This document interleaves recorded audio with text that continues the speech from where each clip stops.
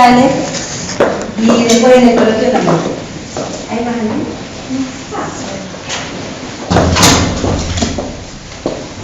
Así que bueno, vamos a arrancar.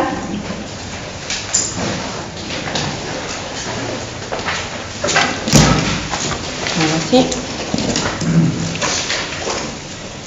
Bueno, vieron con la doctora Andrea sociedades regulares. ¿Qué parte vieron o les quedó duda de algo? Nada, ¿no? Con ella.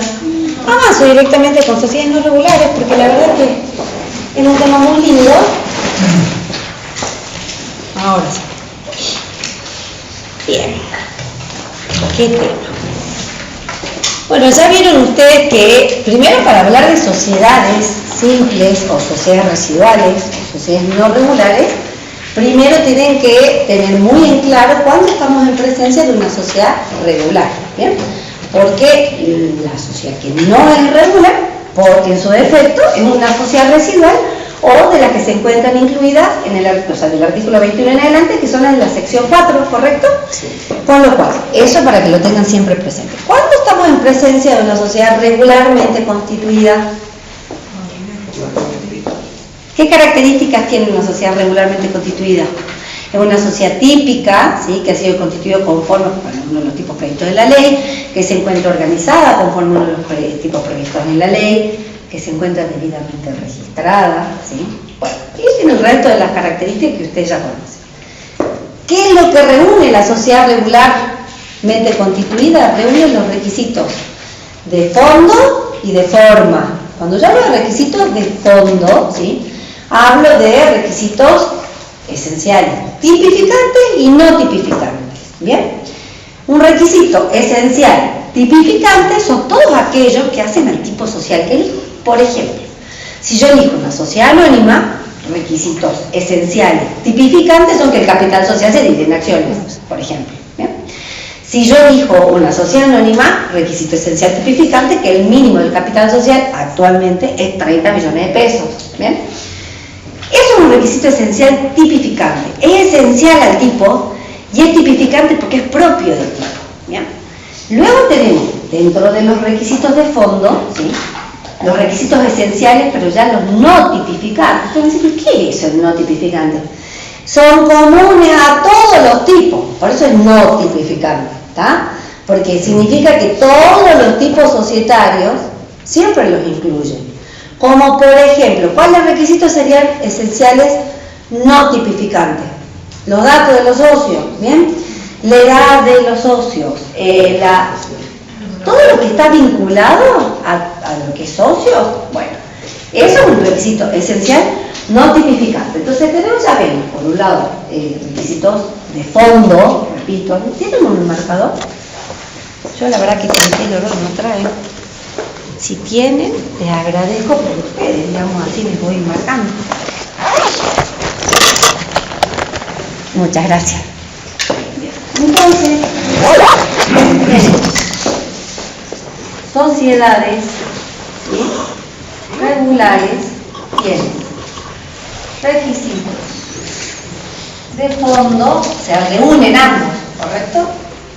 Y requisitos de forma, ¿bien? Sí o sí están ambos. Dentro de los de fondo, ¿sí?, tenemos los requisitos esenciales, tipificantes y los requisitos esenciales no tipificantes. Es lo que acabamos de ver, ¿bien?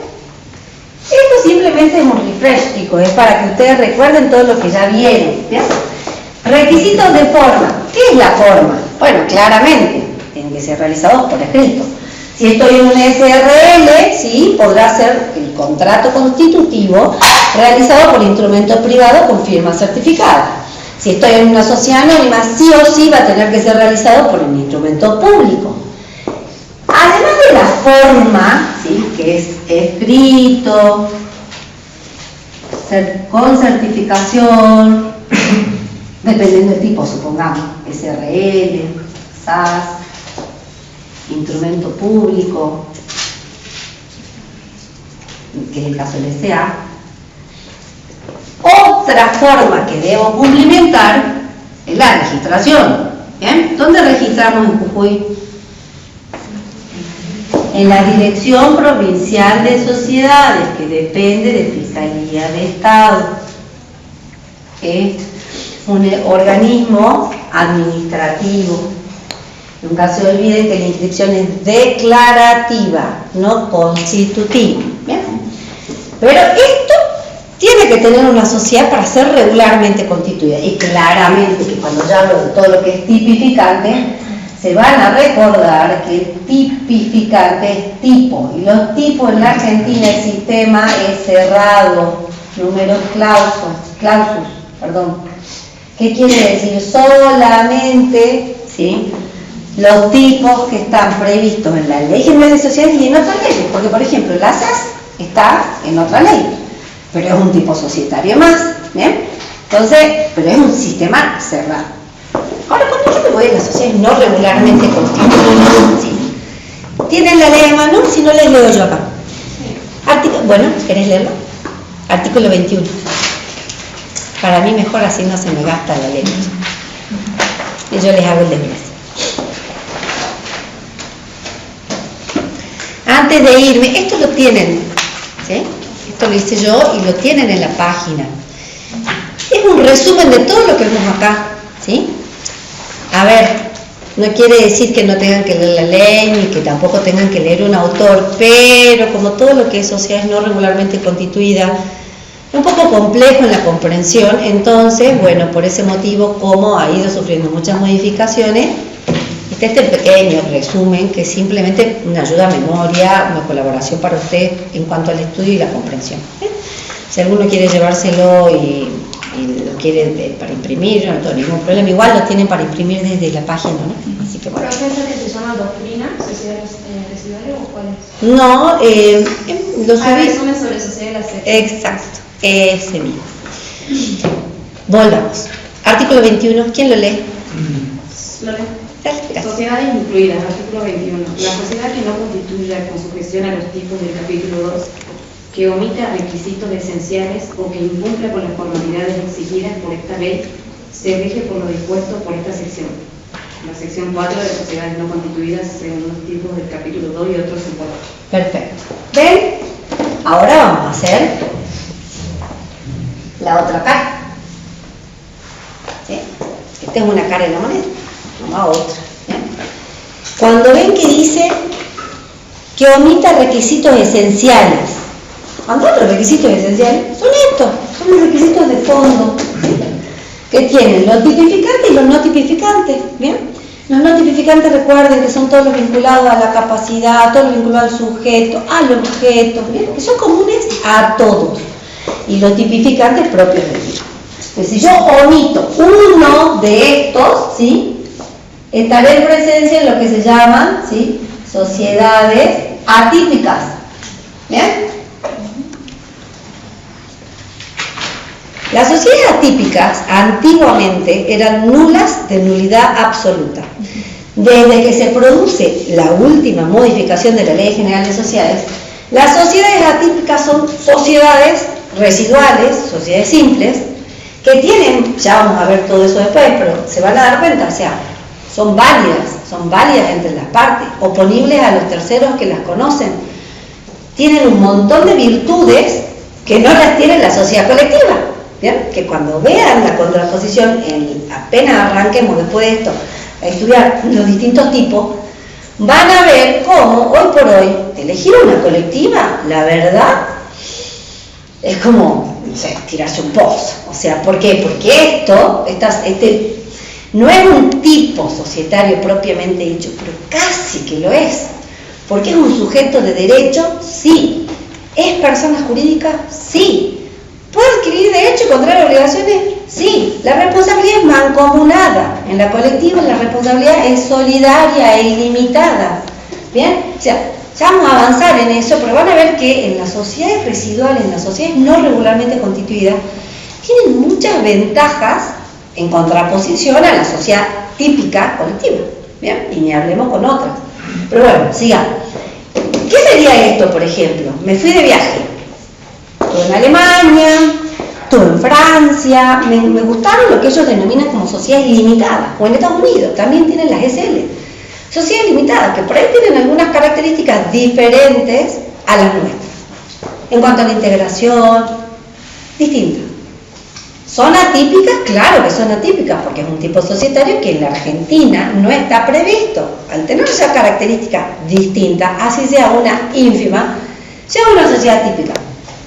Pero pregunto, yo vengo, me junto con ella, tenemos un emprendimiento, no queremos arriesgar todo nuestro patrimonio, pero nos encantó esto, ¿sí? Y esta sociedad tiene la limitación de la responsabilidad, pero no la puedo inscribir. ¿Puedo celebrar un contrato con ella? Sí. ¿Es válido entre nosotros? Sí. ¿Es válido en contra de él? Si él vino a celebrar un contrato con nosotras dos y nosotras actuamos en nombre de la sociedad SL, o sea, supongamos que Leonor Palomares, sociedad limitada, ¿sí?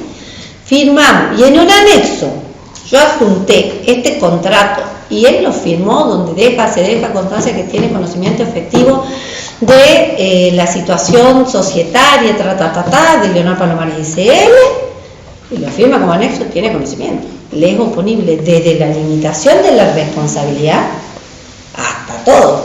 ¿Bien? Entonces, es casi un tipo. ¿Qué? ¿Qué sería sea oponible? ¿Qué? ¿Qué significaría cuando dice sea oponible tercero? Que si yo puedo probar que vos contrataste conmigo y tenés conocimiento efectivo, todas las cláusulas contractuales, así sea esto una sociedad atípica, salvo que sea de objeto prohibido, ¿no? Ese es el único supuesto en el que no procede. Pero si este contrato constitutivo, con las cláusulas así atípicas como se las describo, vos, ¿sí?, lo conocías, es oponible en su totalidad, quiere decir que vos a mí no me vas a poder decir, no, esta es una sociedad típica, yo no sabía, no, usted sí sabía, tomó conocimiento. Sabía que estaba suscribiendo un contrato constitutivo con una sociedad que tenía limitación de responsabilidad, sabía que no estaba registrada, ¿me explico? Entonces, todo lo que yo tengo acá y que se lo puedo poner a ella, decirle, mira, tu participación societaria es del 70, la mía es del 30. Cuando hay ganancia estamos, yo quiero tener el 50 o el 60, pero cuando hay pérdida hay que tener el 30, ¿está? Le voy a poder oponer. Voy a decir, no, vos tenías el 70, yo tengo el 30, ¿bien? Eso es que es oponible, que lo puedo hacer valer ante mi socia, o ante el tercero que tenga conocimiento efectivo. La clave está en el conocimiento efectivo, ¿bien? Bueno, avancemos. Entonces acá tenemos, por un lado, las sociedades atípicas, ¿bien? Después, ¿qué otras sociedades más tenemos? ¿Sí? Tenemos que omita requisitos, ya lo dijimos, que incumpla con las formalidades exigidas por la ley. ¿Bien?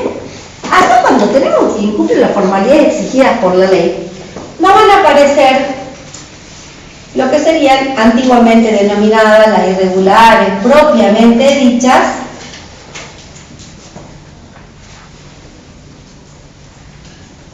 y las de hecho. ¿Va? Esto es esto. O sea, me faltó algo acá, caigo acá. Me faltó algo acá, caigo acá. ¿Bien? Entonces, ¿cuáles son estas? Bueno, la irregularidad propiamente dicha puede ser ab initio, in itinere, in fine. Traducido, al principio, durante su funcionamiento, al final. ¿Cuándo se puede dar una situación irregular al principio? Esto. Estoy en presencia de una sociedad anónima. Celebré el estatuto, o sea, labramos el acta, ¿sí?, constitutiva, y tengo el estatuto, pero lo hice por instrumentos privados con firma certificada. La forma. Fui al registro, me lo observaron, ¿sí? Pasó un mes, me olvidé, pensé que ya estaba para publicar, no volví, la sociedad empezó a funcionar como si nada. Paso 1 año y medio, yo cliente me acordé, doctora, ¿me puede pasar por favor la registración? Yo decía, ay, no, me quiero morir. Y sí, o sea, durante un mes, supongamos, ¿sí?, va a ser una sociedad en formación, y vemos con la observación, lo que tengo que hacer, tengo que cumplir, ¿sí? Pero tengo que cumplir ¿qué cosa? La observación que me hicieron. Si la sociedad comienza a funcionar como si nada, pase el tiempo, no cumplí con la observación, no finalicé la registración, lo que quiere decir que el ítem constitutivo en el registro, en la dirección de sociedades, se cae, esa sociedad es una sociedad no regularmente constituida, hasta que retomen de vuelta los trámites para iniciar la registración. ¿Entienden cómo funciona? Me van a decir, pero ¿a partir de cuándo? ¿1 mes, 2 meses, 3 meses? Bueno, hay que ver una serie de cuestiones, hay que ver más bien el caso concreto. No es ipso facto. Yo les diría que por lo menos tiene que pasar 3 meses, entre 3 y 6 meses. ¿Bien? O sea que la temporalidad y la habitualidad en cuanto al abandono sea ostensible, ¿me explico? O sea que no es de un minuto para el otro, no es que pasaron 10 días, 15 días, ya va, o sea, no, me explico, es un poco más profundo, pero bueno, puede pasar. Puede también pasar que me formularon otra observación, me faltaba finalizar, digamos, la registración porque no llegué a publicar, y lo dejé ahí. Porque yo termino de hacer todo esto, el registro, la dirección de sociedad, ¿qué hace cuando yo voy al registro? Hace un control de legalidad. Una vez que está hecho el control de legalidad, me mandan a publicar. Si estoy en una SA, en una SAS, en una SR. Yo tengo que llevar a publicar. Bueno, no retiré nunca, me olvidé. Finalmente toda esta parte del labirinto es o por un error, ¿sí?, de los socios, o por un error del abogado, ¿sí? O espero que no sean ustedes los que hagan la registración para que no les caiga encima, pero puede pasar. Entonces, pasa que acá, al principio, no finalicé la registración. Eso es ab initio. Nunca, de una manera u otra, llegué a la conclusión de la registración. In itinere, era una sociedad regular y termina en irregular. ¿Por qué? Fácil. Sociedad regular decide la modificación del objeto social, comienza a operar conforme el nuevo objeto y nunca registra el cambio del objeto social. Eso es iniquidad. ¿Bien? Durante el funcionamiento, durante la vida de la sociedad, opera la irregularidad por una omisión, ¿sí? Sigue siendo una omisión de forma, pero iniquidad. Infine, también es lo mismo. Era una sociedad regular, en esta nunca pasó a ser regular. En esta nació irregular y así está. ¿Bien? Acá también era una sociedad regular y pasa a una sociedad irregular. ¿Pero por qué? Llega, ¿sí?, el vencimiento del plazo de duración. Cuando estemos viendo esto lo vamos a ver en profundidad. Antes de que opere el vencimiento del plazo de duración hay una figura que se llama la prórroga. Operado el plazo de duración, el vencimiento del plazo de duración, que son causales de disolución, ¿bien?, tengo la posibilidad de subsanarlo con una reconducción. No hice nada de eso, pasaron 3 años, yo seguí trabajando con total normalidad, me olvidé, nunca me fijé. Generalmente la gente no suele fijarse, se olvida, ¿bien? Y de repente dice, ay, se venció hace 4 años, hace 3 años. Bueno, durante esos años operó como una sociedad no regularmente constituida. ¿Desde cuándo? Desde el momento en que acaeció el vencimiento del plazo de duración. ¿Ven? ¿Ven cómo se produce? Acá y fin.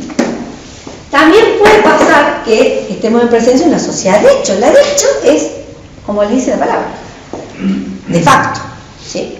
No hay contrato, no hay derecho, no siempre. ¿Y cómo?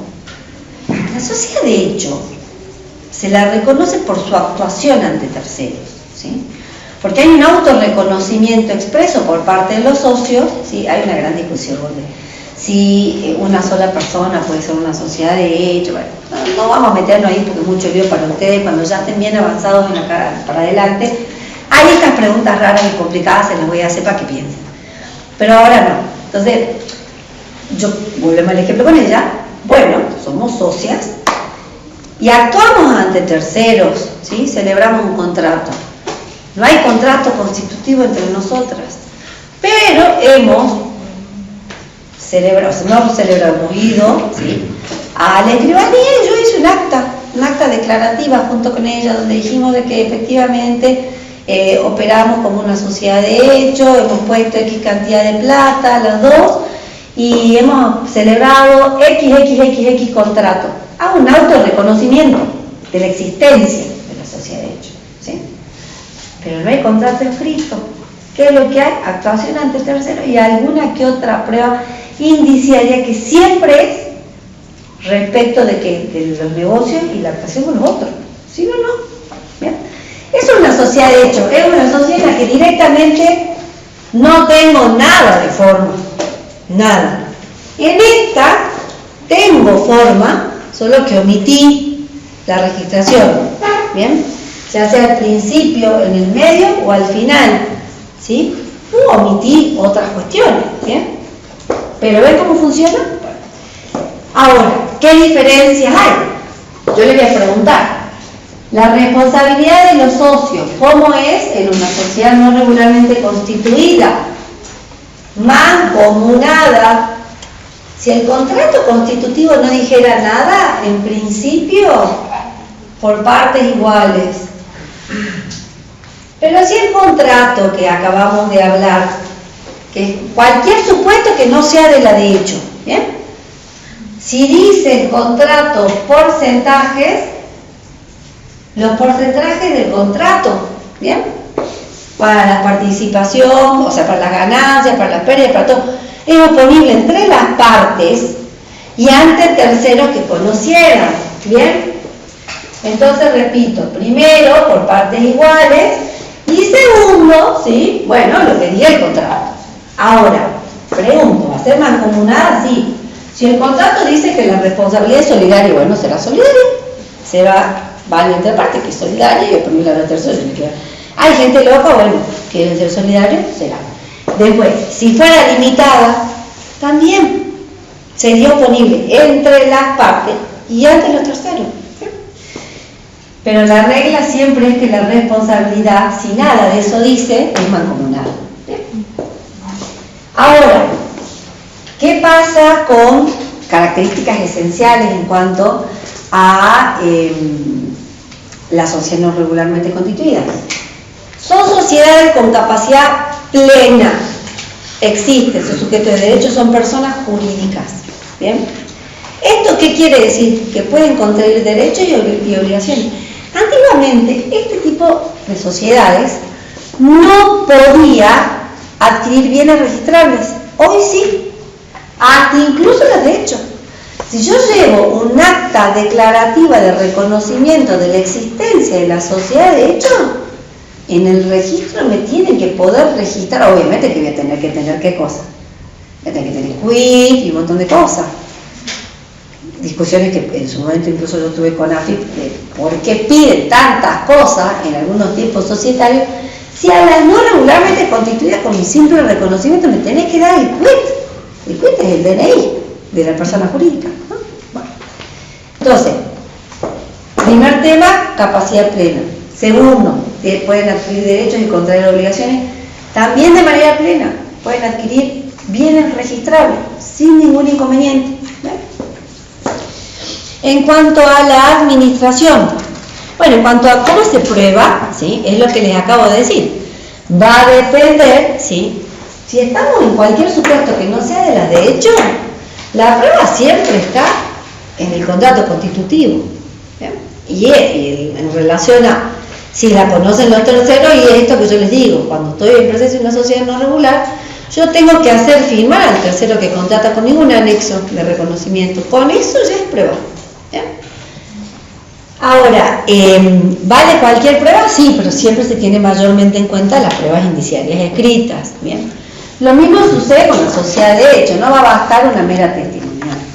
Va a tener que existir mínimamente una actuación ante terceros, por escrito, una factura, algo, un recibo, un contrato. Bien. Si no, no es que yo vengo y digo, no, nosotros éramos sociedad de hecho, pero es su palabra contra la del otro. ¿Bien? Tiene que haber mínimamente un principio de prueba por escrito. ¿Bien? Ahora. Profe, o sea que la existencia de que hay algo que dice que tiene un bien registrable en la sociedad de hecho es válido para decir que la sociedad de hecho existe. Sí, claro, en ese caso, por supuesto, porque para vos poder inscribir el bien registrable tenés que primero haber hecho un acta declarativa ante un escribano público de reconocimiento de la existencia de la sociedad, con lo cual, o sea, ¿qué? Aunque no, claro, sin contrato. Pero ya, o sea, a ver, vos ya estás acreditando que esa sociedad existe, porque ustedes reconocen la existencia como tal. ¿Ustedes se acuerdan cuándo nace la sociedad? ¿Nace con el contrato? No. Con el acuerdo de voluntades. ¿Bien? ¿Por qué? Porque ¿qué son? Contratos consensuales. Con lo cual no requiere de la formalidad originariamente, salvo cuando ya empezamos a ver acá los títulos y lo demás. Bien, entonces eso es lo que cambia mayormente. Bueno, en relación a acá, artículo 22, el contrato puede ser invocado entre los socios, es oponible a los terceros solo si se prueba que lo conocieron efectivamente al tiempo de la contratación o del nacimiento de la relación obligatoria. También puede ser invocado por los terceros contra la sociedad, los socios y los administradores. Es todo lo que estamos viendo. ¿Quién representa? ¿Quién administra? Bueno, perfecto. En principio, ¿a dónde veo eso? Acá, el contrato, ¿sí? Eso sí. Si no puedo probar que los terceros conocieran el contrato, puedo administrar cualquiera. ¿Bien? Pero si yo demuestro que el tercero conocía ese contrato, le va a ser oponible el órgano de administración tal y como se encuentra en ese contrato. Si era un órgano tripartito con un presidente, el único que tiene facultad de representación de la sociedad es el presidente, ¿bien? No los otros. Entonces, sí le va a ser oponible, ¿bien? Se suscribió mal, problema suyo. Que paga mal, paga 2 veces. Artículo 23. Las cláusulas relativas a la representación, administración y demás que disponen sobre la organización y gobierno de la sociedad pueden ser invocadas entre los socios en las relaciones con terceros. Cualquiera de los socios representa a la sociedad exhibiendo el contrato por la bienes registrados. Es todo lo que ya vimos. Para adquirir bienes registrados, la sociedad debe acreditar ante el registro su existencia y las facultades de su representante por un acto de reconocimiento de todos quienes afirman ser sus socios. ¿Claro? ¿Cómo funciona? Esto se usa para la sociedad de hecho. Cuando estoy en presencia de una sociedad es irregular propiamente dicha o una sociedad típica, ¿qué tengo? Tengo un contrato constitutivo, ¿está? Con firma certificada o realizado por instrumento público. Generalmente tiene que ser con firma certificada. Si no tiene firma certificada, bueno, la van a tener que hacer certificada, porque para que la puedan usar en el registro, o sea, puedan usar ese documento en el registro, van a necesitar la firma certificada. ¿Bien? Prueba. La existencia de la sociedad puede acreditarse por cualquier medio de prueba. Pero la realidad es que en la sociedad de hecho, si yo no tengo nada y no puedo probar que hay un indicio de prueba por escrito, no me lo van a reconocer. No es que yo voy a ir a tribunales como en un juicio laboral y me van a reconocer la existencia de la sociedad con la testimonial de 2 o 3 personas. No. Bien. Entonces, acá tenganlo presente, por más que la ley diga eso, la realidad práctica es que para que me reconozcan la existencia de la sociedad, tiene que haber escrito. Si no, no. ¿Por qué? ¿Por qué pasa esto? Por la cuestión de seguridad jurídica. Si no, imagínense, chicos, que puede venir cualquier perejil y decir que soy de ustedes y meterlo en un brete. O sea, no basta la palabra en estos casos. En estos casos hay que acreditar con un mínimo de escrito, ¿sí? Artículo 24, responsabilidad. Los socios responden frente a los terceros como obligados simplemente mancomunados y por partes iguales, salvo que la solidaridad con la sociedad o entre ellos o una distinta proporción resulte de una estipulación expresa, de una estipulación del contrato social o de las reglas comunes del tipo que manifestaron adoptar. hay que ser medio perejil, ¿no? Pero bueno. Subsanación. ¿Qué es la subsanación? ¿Se recuerdan? Si alguno ya estuvo estudiando antes.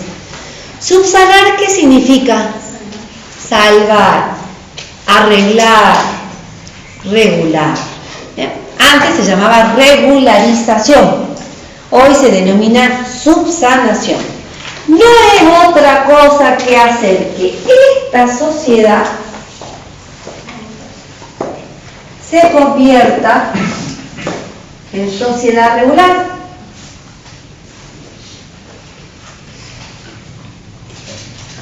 ¿Ven? Ustedes van a decir, ¿y cómo lo consigo? Con la subsanación. ¿Puedo solicitar la subsanación en cualquier tiempo? Sí, cualquiera puede solicitar la subsanación. ¿Bien? Pero ¿qué puede pasar? Que tenga 4 socios. Perdón, somos 4 socios. ¿Bien? De estos 4, este no está de acuerdo, no quiere subsanar porque implica plata, hay que contratar, digamos, para que hagan un balance especial, una serie de cuestiones que no es tan sencillo, toma su tiempo, van a haber modificaciones en cuanto a lo formal, etc. Pero estos 3 sí quieren. Entonces, como no es unánime, porque si fuera unánime, simplemente se hace un acta, si es unánime,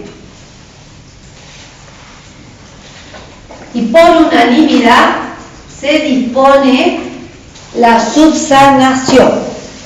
¿Cómo lo hago? Subsanando la omisión en la cual incurrí. Si es una sociedad típica, tendré que elegir uno de los tipos previstos en la ley y decir que se va a adoptar el tipo societario del SRL o el del SA, y tendrá que hacerse todo lo que se hace, el contrato constitutivo, conforme las cláusulas de todo lo que prevé el tipo de la sociedad de responsabilidad limitada, etc.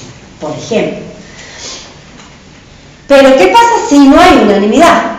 Si no hay unanimidad, la subsanación puede ser solicitada judicialmente. Entonces, en principio es administrativo todo, obviamente, que implica mucho tiempo y un montón de cosas. Pero si no podemos hacerlo por la vía administrativa común, que es la dirección de sociedades, me voy a la vía judicial, ¿entienden mi letra? ¿Está? Lo hago judicialmente.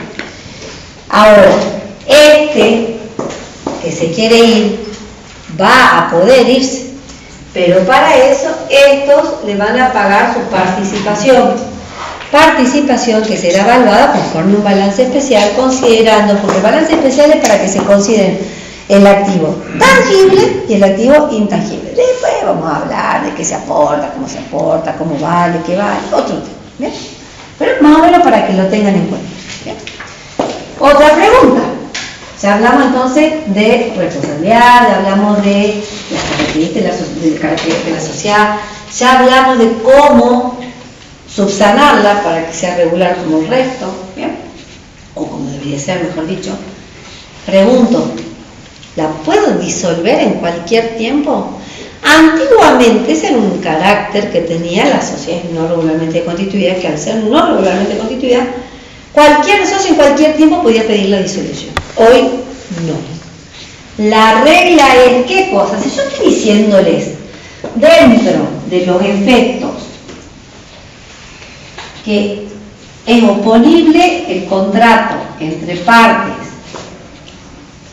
y a terceros que lo conozcan, ¿esto qué quiere decir? Que si yo tengo un plazo de duración estipulado en el contrato, ella me lo puede hacer valer. Me va a decir, escúcheme doctora, por 50 años usted no puede disolver esta sociedad. Podrán haber otras causales de disolución, ¿bien? Pero no por esa, por ejemplo. Entonces, la disolución no se da como se daba antiguamente, en cualquier tiempo y cuando cualquier socio así lo quiera, ¿bien? Sí podría pasar que si no hubiera tiempo determinado, estipulado, o fuera una simple sociedad de hecho, En ese supuesto sí podría solicitarse la disolución. ¿Por qué? Porque no hay un tiempo previsto. ¿Bien? ¿Qué es lo que ven en todo esto? ¿Qué prima por sobre todas las cosas? La autonomía de la voluntad. ¿Bien? Siempre que no sea una ilicitud, todo está permitido. Entonces, por eso que hay una sociedad residual, sociedades simples. Porque, por ejemplo, las sociedades de las asociaciones, o sea, de las sociedades de profesionales, están acá. O sea, miles de sociedades civiles que existían antes, todas entran acá. Porque aparte les conviene a todo el mundo, desde la responsabilidad, de oponibilidad del contrato, los efectos, las características, tiene muchas ventajas. ¿Bien? ¿Qué se busca? Fomentar la continuidad de la empresa. ¿Bien? Eso, se busca las pymes. Muchas veces hay gente que no tiene los medios, no tiene los conocimientos para hacer esto. Se queda acá. Entonces, ¿esto qué fue? El reconocer que lo mismo, esa empresa existe. Es eso. ¿Y por qué? Porque el objeto no es prohibido, el objeto no es ilícito, el objeto es lícito. Esto permite, ¿qué cosa? El derecho a trabajar, el derecho comercial. ¿Bien? Tiene sus ventajas. Obviamente que tiene tipos societarios donde le dan un poquito más de orden, o sea, la regularidad les da orden, mucho. ¿Bien? Pero esto es una carta que es muy buena, digamos, para todo lo que es fomento de las pymes, empresas, es lo mismo que las SAS. A mí son dos figuras que jurídicamente me encantan, esta y las SAS. ¿Por qué? Porque tienen mucha utilidad en la vida diaria, en la vida de los negocios, en el tráfico de los negocios. Y esto genera confianza. ¿Por qué? Porque si no estabas pisando huevos todo el tiempo, ¿qué sabías si era válido? ¿Me explico? Había situaciones que a veces eran un poco complejas, pero con esto queda, digamos, subsanado. Ahora sigamos. Artículo 25 ya lo vimos, que es el tema de la subsanación. Pueden subsanarse a iniciativa del asociado de los socios en cualquier tiempo durante el plazo de duración previsto en el contrato. El socio disconforme podrá ejercer el derecho de receso dentro de los 10 días de quedar firme la decisión judicial, que es el supuesto que vimos acá. Disolución, bueno, cualquiera de los socios puede provocar la disolución cuando no medie estipulación escrita del plazo de duración, notificando fehacientemente la decisión a todos los socios. Sus efectos se producirán de pleno derecho entre los socios a los 90 días de la última notificación. Bueno, los socios que deseen permanecer en la sociedad deben pagar a los salientes su parte social. ¿Bien? Profe, ¿esto es también válido a partir de la reforma de que ahora las sociedades pueden estar constituidas por plazo indeterminado? Sí, exactamente. Todo ha sido una reforma general, global, y tocaron muchos temas. En realidad, la ley no es que inventa nada, la ley lo único que hace es venir a clarificar lo que en la realidad pasa, ¿sí? Entonces, la ley lo que hizo fue incorporar situaciones que ya estaban viviéndose hacia de larga data y que necesitaban un reconocimiento. Entonces, acá yo no le voy a decir nada, pero, por ejemplo, hay muchos supuestos de tipo societario en los cuales se supone que se opera una transformación de oficio con el 94 ter, cuando sociedades, digamos, de dos socios tienen que incorporar un segundo socio dentro del plazo de 3 meses, y si no lo hacen, se opera la transformación de oficio. Y hay algunas veces que es preferible tratar de buscarle la vuelta de que sean sociedades no regularmente constituidas y no una SAU, por ejemplo. ¿Por qué? Porque si la transformación es de oficio y es una SAU y tienen sus requisitos, es más caro. Tenés que tener contador, un montón de otras cosas que hacen al tipo. Entonces, te digo, esto es como un paraguas muy grande que abarca un montón de cosas y que da solución a un montón. ¿Sí? Bueno, creo que ya les cubrí absolutamente todo lo vinculado a las sociedades. ¿Sí? Pregunta. El sistema cerrado ahí en la... El sistema de números clausus, eso lo vieron en la clase pasada con la doctora Clapiero, conmigo también lo vieron. Cuando hablamos de tipicidad en la Argentina, es un sistema cerrado, se dice, porque los tipos que existen, ¿sí?, son los que están en la Ley General de Sociedades y los que están, reconocidos por leyes, que si bien no están en la Ley de Sociedades, pero se reconocen por una ley, por ejemplo las SAS.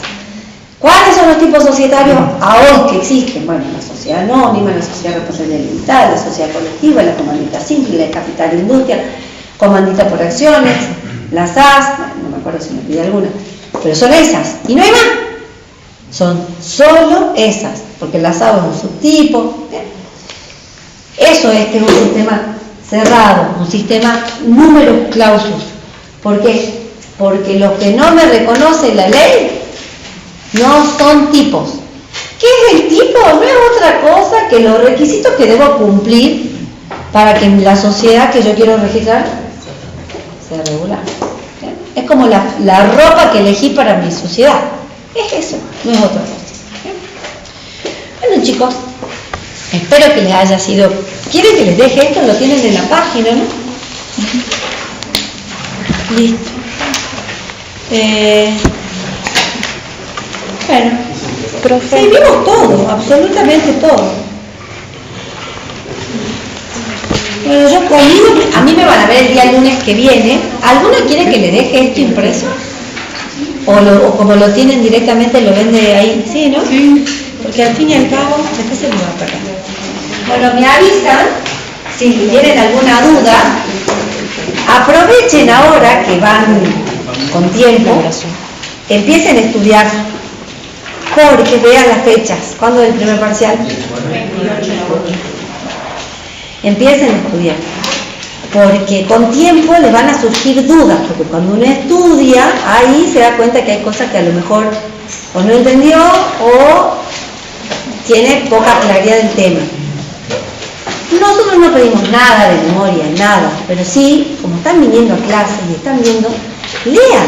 No hace falta que se pongan, digamos, a repetir como un loro ya, pero sí después para cuando ya vienen a rendir, ahí vienen, digamos, con otra solvencia. Pero si ustedes le dan una leída, que puede haber venido a clase, yo les garantizo que se les fija volando.